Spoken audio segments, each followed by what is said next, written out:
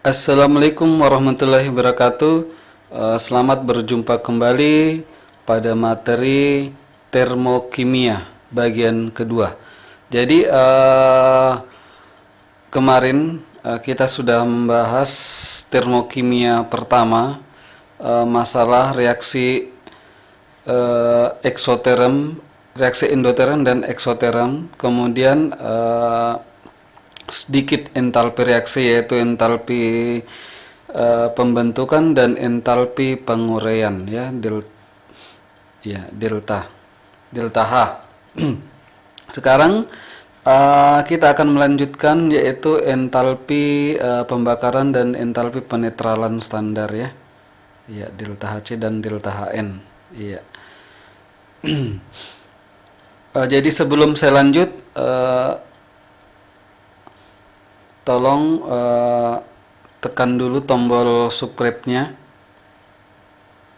Kemudian jangan lupa tekan notifikasi pemberitahuannya, loncengnya, supaya video-video selanjutnya apabila ada video baru yang saya upload nanti akan Anda bisa melihat langsung di dashboard akun.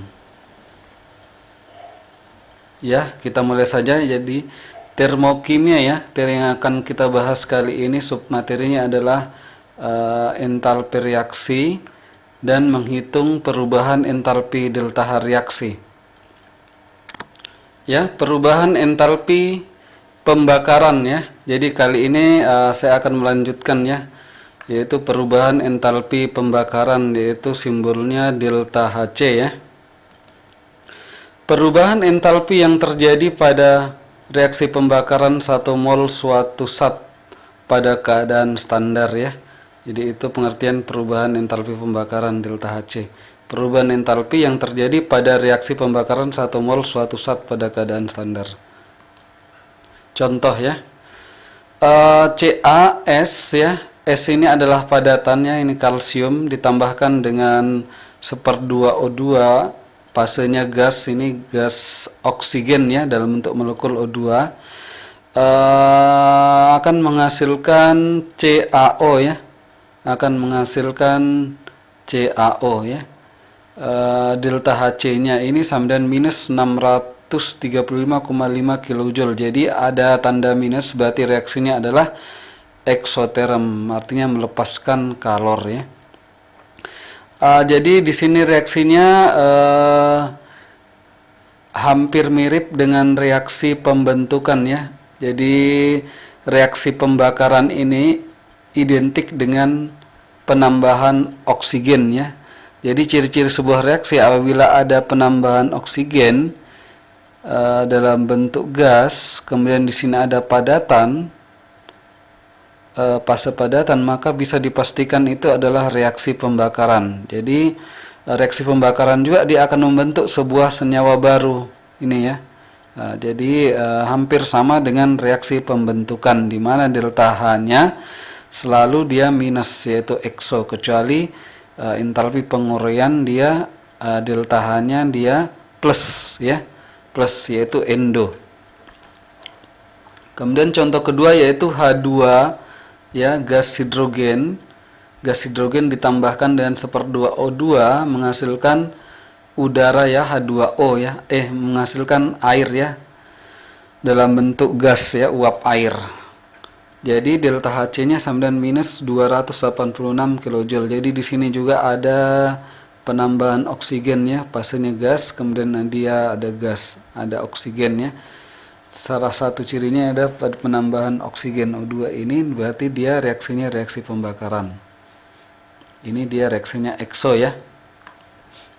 Kemudian ada lagi metana, ya, CH4 dalam bentuk gas, gas metana ditambahkan dengan gas oksigen 2O2 menghasilkan karbon dioksida. Jadi ini juga ada penambahan gas oksigen, berarti reaksinya adalah reaksi pembakaran. Ini menghasilkan karbon dioksida ditambah air, ya, liquid, ada airnya, ya, hasilnya air H2O. Ini delta Hc-nya juga dia minus, ya. Reaksi pembakaran itu entalpinya selalu dia minus karena dia melepaskan kalor ya, ini tandanya minus minus minus ya. Ya. Kemudian perubahan entalpi penetralan standar delta Hn ya. Perubahan entalpi penetralan standar adalah kalor yang menyertai reaksi 1 mol H+ dan 1 mol OH- pada keadaan standar. Nilai entalpi penetralan standar selalu negatif. Jadi reaksinya adalah eksoterm ya. Ya. Jadi nilainya selalu eksoterm. Jadi itu tadi ada dua ya yang kita bahas, perubahan entalpi ya, ada entalpi pembakaran dan perubahan entalpi penetralan standar. Jadi kita lanjut ke materi berikutnya. Cara menghitung perubahan entalpi delta H reaksi. Jadi bagaimana menghitung perubahan entalpi delta H reaksi melalui perhitungan? Ini ada beberapa cara ya, yaitu melalui eksperimen, percobaan, menggunakan hukum Hess. Ketiga, data entalpi H pembentukan standar ya. Data entalpi H pembentukan standar. Kemudian 4, data energi ikatan ya. Jadi ada 4 cara untuk menghitung perubahan entalpi reaksi ya. Kita bahas dulu. 1 yaitu eksperimen. Perhitungan entalpi reaksi berdasarkan hasil percobaan dengan menggunakan kalorimeter bom ya. Jadi ada alatnya ya, kalorimeter bom untuk menghitung energi kalor ya atau entalpi reaksi. Jadi rumusnya adalah Q sampel sama dengan Q air ditambah Q kalorimeter. Jadi ini rumus untuk menghitung kalorimeter ya, untuk menghitung entalpi reaksi atau satuannya kalor ya. Q sampel sama dengan Q air ditambah Q kalorimeter. Ya, rumus umumnya Q sama dengan MC delta T ya. Q adalah kalor, M massa, C kapasitas kalor, delta T ini adalah perbedaan atau selisih suhu ya. Q kalor yang diserap dibebaskan dalam satuan joule, M massa sistem dalam satuan gram, C kalor jenis joule per gram derajat Celcius ya. Ini ya rumusnya. Delta T perubahan suhu. Ya, contoh, dalam suatu wadah plastik dianggap tidak menyerap panas, jadi plastiknya ini dianggap tidak menyerap panas ya. Berarti ini ya, berisi 5.400 gram air, dimasukkan sebongkahan kecil gamping CaO ya, sehingga terjadi kenaikan temperatur sebesar 1,2 derajat Celcius. Jika kalor jenis air 4,18 Joule per gram derajat Celcius, maka tentukanlah delta H reaksinya ya. Tersebut. Jadi di sini massa air ya, berisi air memiliki massa 5.400 gram ya. Kemudian dimasukkan sebongkah kecil gamping ya, sehingga temperaturnya dari temperatur kamar dia naik jadi 1,2 derajat Celcius naiknya ya. Naik 1,2 derajat Celcius. Jika kalor jenis air yaitu C ya, 4,18 Joule per gram derajat Celcius, maka tentukanlah delta H reaksinya. Kita lihat penyelesaiannya. Jawab. Q MC delta T ya. Jadi ini massa air tadi ya. Massa air ini ya C ya tadi ya. Kali perubahan temperaturnya sebesar 1,2 derajat Celcius. Ya. Sama dengan 27.000 Joule, atau kalau dikonversikan ini dibagi 1000 berarti 27 kilojoule ya. Iya, ini 27 kilojoule.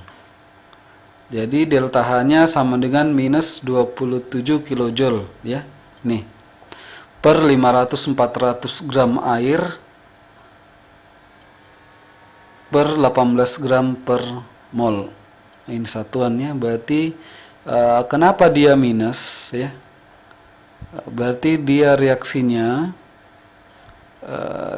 dia ekso ya. Ekso. Berarti reaksinya adalah menghasilkan panas ya. Karena di sini suhunya setelah dimasukkan batu gamping di dalam air itu suhunya naik menjadi 1,2 derajat Celcius. Perubahan temperaturnya naik menjadi 1,2 derajat Celcius sehingga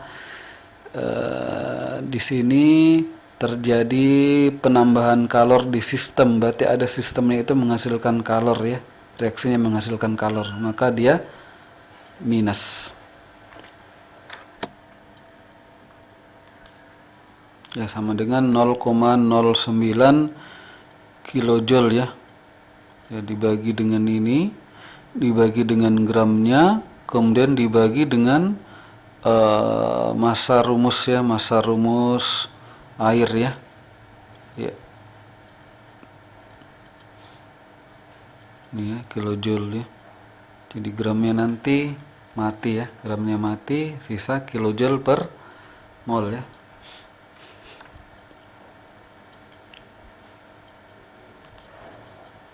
CaO ditambah H2O menjadi CaOH2 kali aku 9 minus 0,09 kilojoule, ini delta H-nya.